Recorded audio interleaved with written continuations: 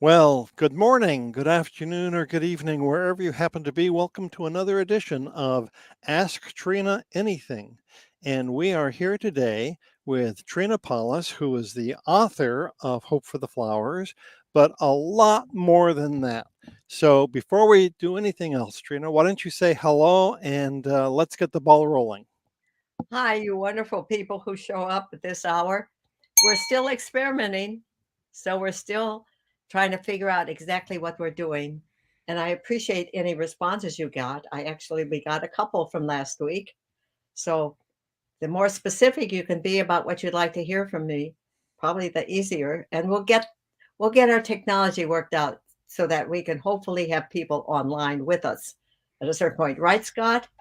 That's absolutely right. One of the things about this wonderful technology that's available today is that if you happen to be on YouTube, you can type in a question and we will hopefully be able to see it. And if you're watching on YouTube, and perhaps even respond to it live on air. That feature is not yet available for the Hope Revolution Facebook group, but if you comment on this post, whether you're watching live or if you're watching in replay, go ahead and let us know what you're thinking. And if you happen to have any questions, we'll be more than happy to respond to you, both in the post itself, but also maybe on one of these live programs, which will be occurring at this time every week on Mondays, right, Trina? Right, that's our attendance, intention, even though we're starting off with these experiments, and I've had a hard time getting on each time too. So we hope to smooth that out. There's a lot we have to smooth out when you're trying to operate technology, when you're not so. I didn't grow up with it at all, so this is all new as I keep going. So Well, all of us our age grew up with in an entirely different world, and that's a beautiful lead in to our topic today because everyone knows about you in relationship to Hope for the Flowers and the book that you've written and uh, all of that. But I was hoping that um, we could look underneath the hood. There is something about you and your upbringing that brought all of the pieces together, an underlying idea or philosophy that was rooted, and I bet that it was rooted in your upbringing that allowed you to be inspired to write Hope for the Flowers. And what I was hoping that you could do was to talk a little bit uh, about your early days, your upbringing, and some of the things that formed your basic principles, and in particular in relation because that's a very broad question. I'll narrow it down um, in terms of maybe farming or food production, in our relationship with nature and the earth, the context that we have in all of those. So, and then I'll have a follow up question for you. Is that a clear enough question for you to be able to run with an answer, Trina? yeah, about takes about 2 hours or maybe a day. Okay. Well, you've got about 5 minutes. So anyhow, I was born in 1931, and this is the beginning of the Depression. My father had just become an electrical engineer coming off of the farm and school. And he married my mother, who is the daughter of the general store manager down in Randolph, Ohio. And he was in Johnny Cake Hollow, about a mile away. And he knew how to drive a car before he ever saw one. That's the kind of world that we were in. It's fascinating for people to figure out things. It's like those of us trying to figure out the computer before we ever had our hands on one and things like that in these days. So we he became hired by the Cleveland Electric Illuminating Company, and he moved the family before I was born to Cleveland, Ohio, to Cleveland Heights, Ohio. And I was born that first year in the house that my mother continued to live in until she had to go to a nursing home, basically. For like 92 years she lived there. And so I grew up there in that house, and it was a house that had a nice backyard and had a ravine behind it. And I discovered clay at the age of 8 and started to enjoy it. But my family always gardened. It was part of the heritage. They composted. We composted everything, and my mother hung her clothes out just like I still do every day, every time I wash in the summertime, and put it over uh, the rack over the heater that's on the floor of my house in the wintertime. They're giving me more humidity, so I don't have a dryer. So I come out of that period and I figured I didn't need one, and I haven't needed one. So I grew up like that. And it was just the beginning of the press for chemicals. And I remember most of the time we just used compost to grow everything, and that's quite enough. You don't need any artificial anything. And then I remember my father a couple of times trying spraying some weed killer. Probably, I think it was 2,4-D. I remember that name, and that's a horrible one. And basis of Agent Orange and stuff. And and I remember my mother. We got oleo. It was a white sort of substance that was supposed to be better for you than butter was. And you had to put the yellow powder in it, and you squeezed it. The we kids liked doing that part in this plastic bag and squeezing it, and making this oleo margarine colored. So that was the 30s, and DuPont was in there, better things for better living through chemistry.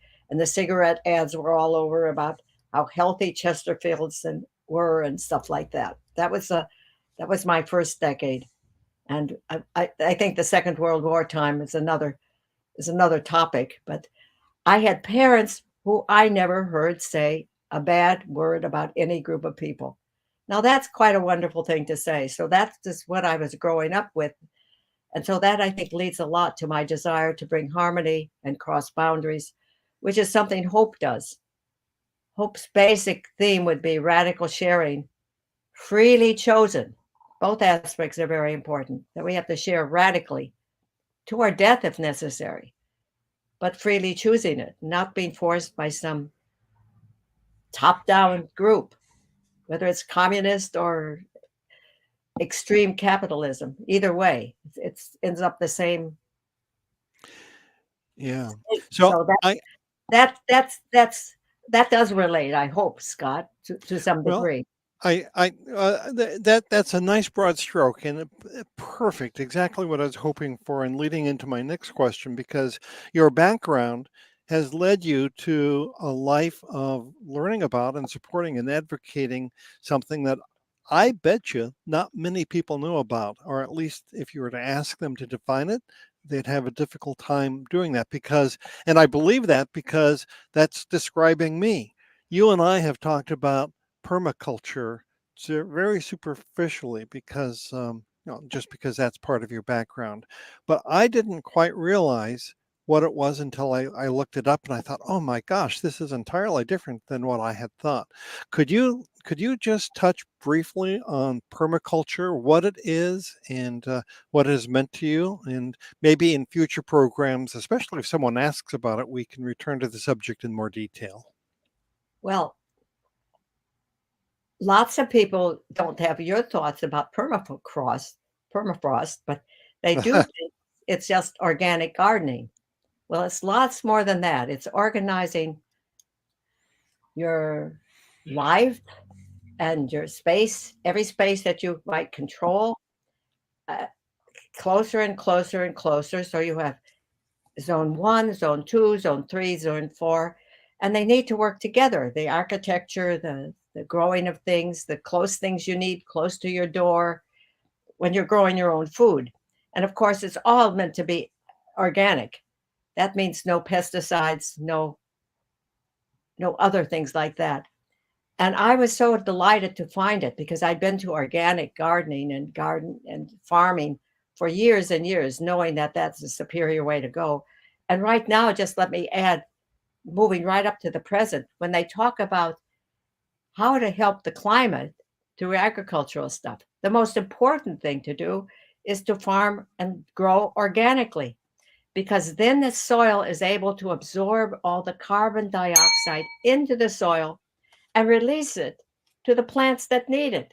So plants need carbon dioxide. So a lot of this fighting that's going on right now, whether climate change is real, whether it's natural, all that stuff, both things are true. Both things are true at the same time, and they sound very opposite, but plants need carbon dioxide. We need oxygen.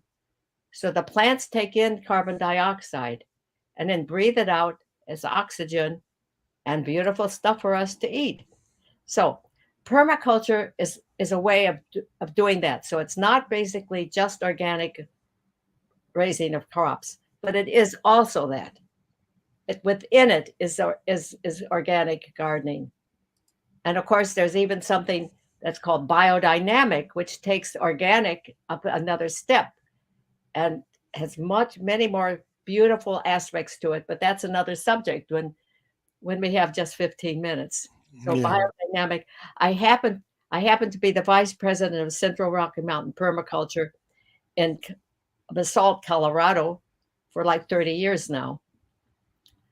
It's an easy job. And Well, I lived there for a while. It was the most beautiful place I ever lived. And I'm also on the board of advisors of a group that's a biodynamic farm that's called Sustainable Settings in a nearby town from there. So this is deep in my bones right now, and I was so thrilled to find it. So Scott, that's what it brought together so many things in its in its training program, and every week, every year, uh, Central Rocky Mountain Permaculture has a 2-week program that has been running the longest in the whole world to teach people how to do it. Now, this is a site that's like a little green jewel on the side of a mountain at 7,400 feet. So it's a like the high desert. It's not the low desert. It's not our climate. So permaculture has to fit the climate that it's in. It has to fit where you're at. And one of the recommendations is that when you get a new piece of property, you don't do anything very decisive for the first year. So you can watch the seasons, you can see where the sun goes, where it doesn't go, how your water systems work, all the natural things about it. So then you could make your human relationship with the beautiful earth that you happen to have responsibility for. so permaculture is common sense if you really want to dig down and get to the core of it. It's just common sense, but it's also an allegory on how we might be able to live the rest of our life as well. Wouldn't you say? Yes. And for instance, one of the principles in it that I like so much is called most life happens around the edges. Now they're talking specifically about the edge between the pond and the meadow or the forest. That riparian edge where the life is different, where the frogs and the cattails might live, and that part of it. It's a different biology right there than either the pond or the meadow or the forest. So most life happens around the edge. For instance, if we go to a lecture, we go because of a lecture. We think we want to hear that person speak. But what often happens is that person who you meet sitting next to you, or the person you talk to afterwards, or the person who takes you home. I mean, often we experience that the most important things in our life happen almost, you call by accident or providence or whatever, or around the edges in permaculture. And so another one of their principles is that every action we do has multiple effects, and every effect we want to achieve can have multiple actions toward it. So these are some of the principles within permaculture that are really quite useful for life. And that was your question there, Scott. It's a pretty profound thing. And if young people come to me and nervous about what they're going to do with their lives and what they need to learn, I say, take a permaculture course is one of the things you can do, because that sets you up for the future, because it's people who know some of this that will be able to build the new life that we're going to need. and one that's related to nature and the earth and not just the technological. We can't eat the superhighway. We can't deal with I'm on the computer. Look at us right now, but we we can't live off of that. We have to have food, real food. Okay, Scott. Okay, I think we did it, Trina. I think We've got another one under our belt, and what I'm really hoping is that as people see this and watch it, questions may arise. They might have more questions about permaculture or some of the other things that are a natural outflow of your background and the special way that you have to look at life and a relationship to to well, I was trying to find a different word, but what popped into my head was to the greater good. So um, I'm hoping that people will tune in this time next week as well, and we'll continue the Ask Trina Anything. Any final words, Trina? I think also they can get in touch with us during the week, and then I'll try to get better at looking at these things, and with the help of some others and Scott, we can make it work. That's what we're doing. We're trying to make it work. Absolutely. You have such a vibrant following and Facebook group. I'm just really looking forward to the future. But for right now, I'm going to say goodbye. And And thank you, Scott, for being such a loyal well, supporter here that makes this possible. Thank you. my pleasure, believe me. Take care.